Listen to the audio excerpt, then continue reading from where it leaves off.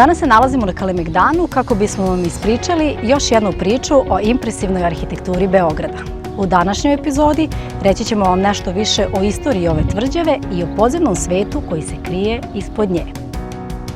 Kalemegdan je najznačajniji kulturno-istorijski kompleks grada Beograda. Njegovo preuređenje u park otpočelo je nakon što su Turci 1867. godine predali tvrđavu knezu Mihajlu.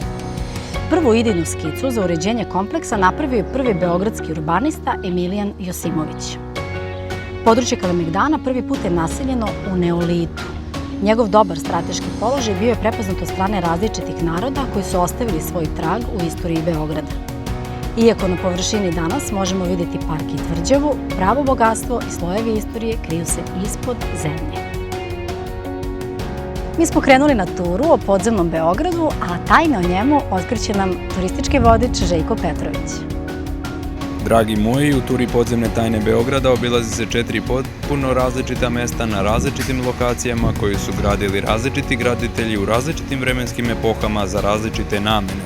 Neka od interesantnih informacija za svaku od njih su rimski bunar niti je rimski, niti je bunar i u njemu voda nije prirodnog porekla iz podzemlja. Zatim, vojni bunkeri sastoje se od 2 gnezda, 11 stepeni Celzijusa i 37 metara dugačak tunel između od jednog do drugog.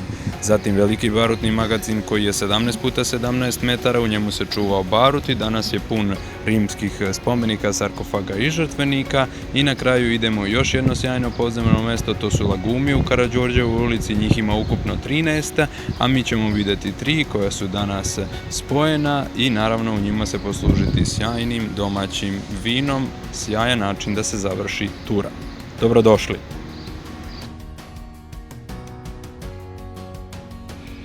Trenutno se nalazim na bregu za razmišljanje ili kako su ga Turci zvali Fićir Bajr. Ja sam arhitekta Svetlana Brkić, a mi se vidimo u narednom videu.